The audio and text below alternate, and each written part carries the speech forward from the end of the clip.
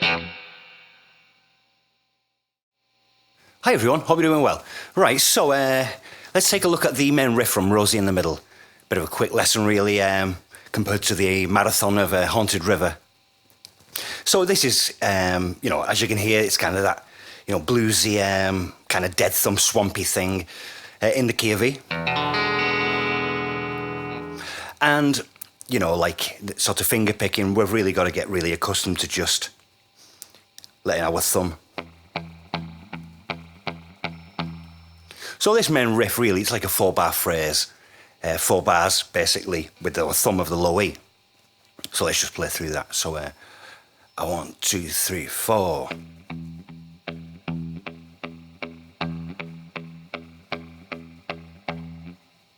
So basically that's it with regards to the thumb, and then we've got our melody ideas sort of on top of that, either on the beat or off the beat.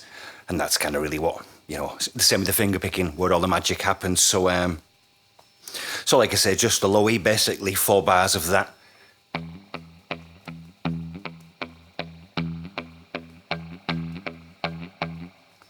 Although I'm accenting beat 1 there a little more than perhaps I would if I was sort of playing the whole thing.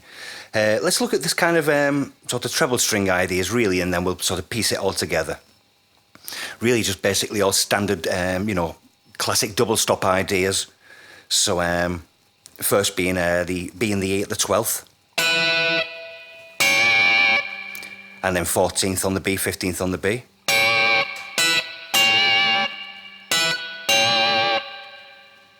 There's our kind of first set. The next.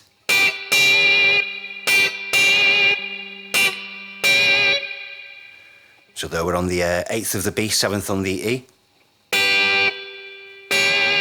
Then here we don't need to change the B, stay on the 8th on the B, and then 9th on the E. And then down here, so 2nd on the B, 3rd on the E, and then to the open B and E.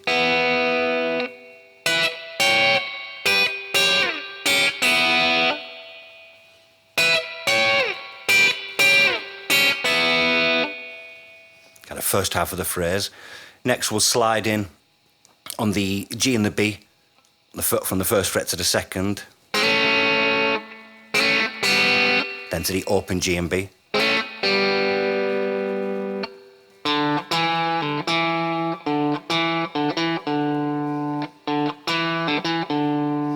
And then, so open D, 2nd fret D, open D, 2nd fret again, and 2nd fret on the D. Finish with the open D. I think because I'm not playing it with the bass strings, I'm not really sure at the moment if I pick all those individually or probably hammer that 2nd, somewhere like that. So open D, 2nd fret D, open D, hammer to the 2nd, and then open D. So with regards to the kind of the melody side of it.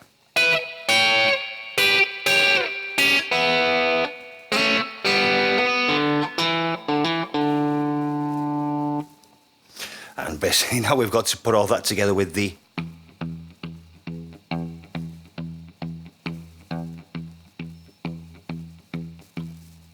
so like I say, with the same, like anything really, we'll have things sort of on the beat with the bass note or kind of more syncopated. So the first 2 are both on the beat. Probably take out 1, 2, 3, 4. 1, 2, 3, and the riff actually starts on the 2nd. The melody starts on the 2nd beat of the bar. 1, 2, 3, 4. 1, 2, 3. 1, 2, 3.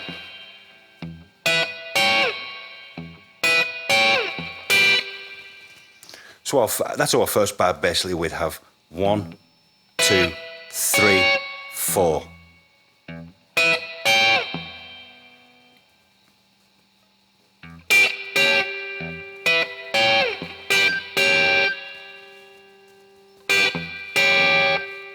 And these next 2 double subs, so we're playing each of those sort of on the offbeat. So 1, 2, 3, 4, and 1 and 2. 1, 2, 3, 4 and 1.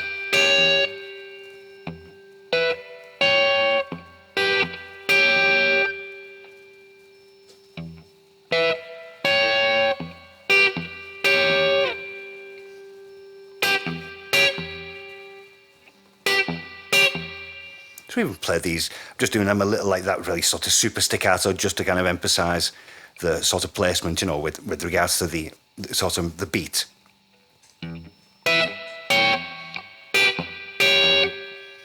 Although we don't want to forget that low E on the 4th beat of bar 1.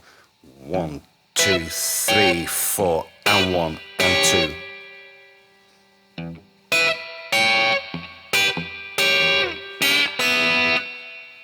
As we move down, so we're playing that the melody note down here on the beat with the bass note.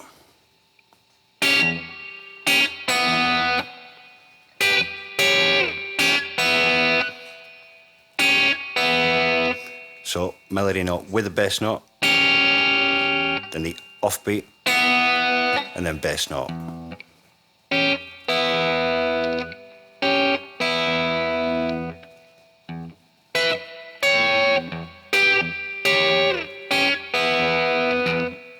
Then again, third bar, first beat with just the low E. 1, 2, 3.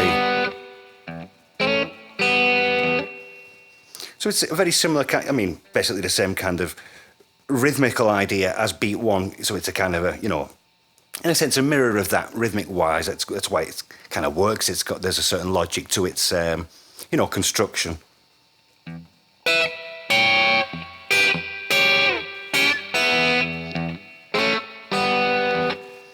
1, 2, 3, 4. So on that bar 3, beat 1, just the low E. Beat 2 is the slide into that second fret on the G and the B with the low E. Beat 3, open G, open B with the low E. Beat 4, low E. So those first 3 bars really slow. 1, 2, 3, 4, 1.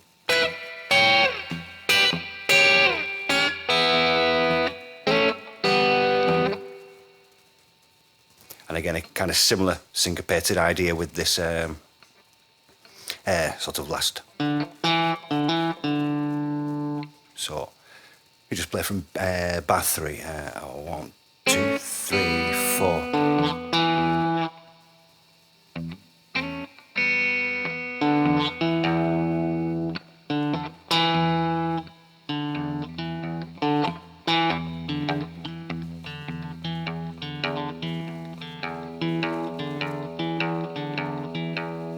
So I'm just repeating that there just to, you know, even that in itself just to practice.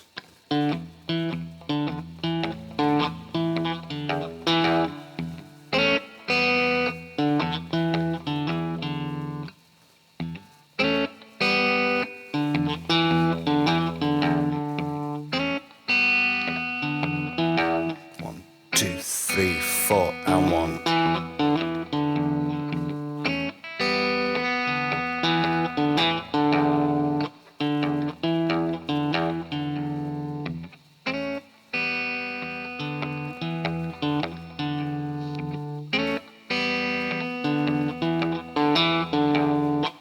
So that's why it's maybe good to that hammer on, so we're not always trying to sort of pick with the right hand, but kind of instinctively put our finger down a little.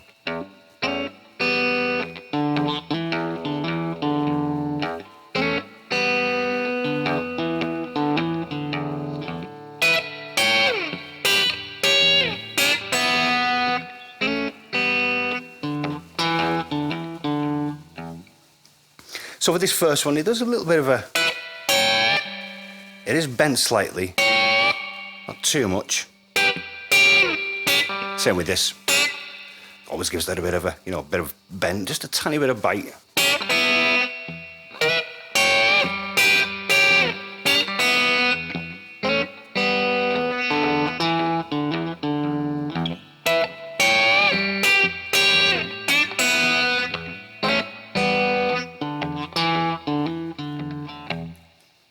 You know, it's got it really is, I guess, kind of kind of a homage to the James Burton's riff on the Dale Hawkins Susie Q. And what is that now? I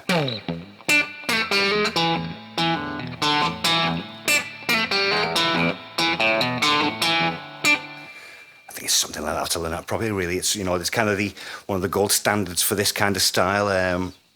But it's really a kind of a, in some ways Brian's kind of version. Paying tribute to that.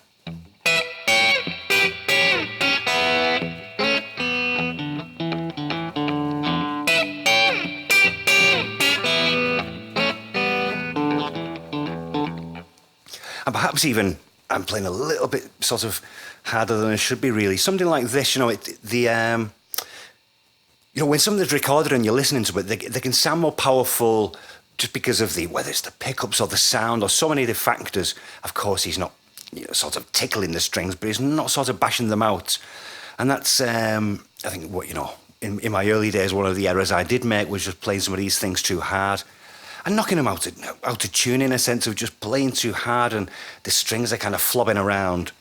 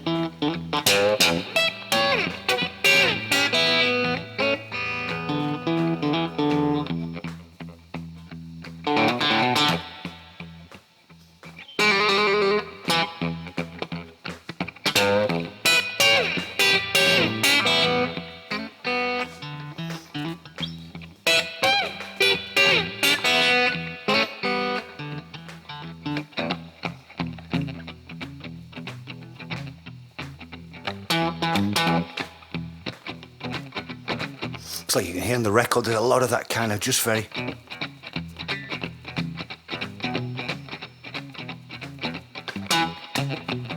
So, if we play too hard, as we want to try and sort of play with our dynamics, if you start too hard, you've kind of run out of headroom. So that's why, we don't want to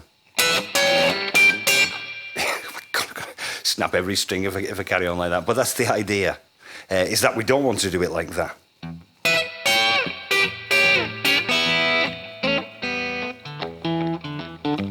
And also to give that kind of, swampy sound, it's not, I think of it's a crocodile going through the swamp. It's not a crocodile dressed up sort of in high heels and a crown. We don't want to, surprise our victims away.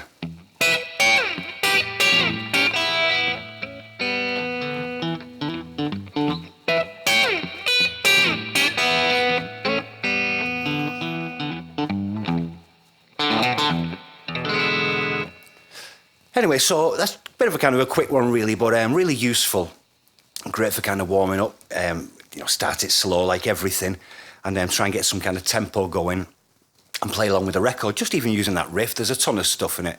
A lot of it kind of improvised, so it's always hard to get every kind of nuance in these things, but we're well worth investigation. So we'll get cracking with that also. Right, so give that a try, folks. Have fun and take care, and I'll see you soon. Cheers.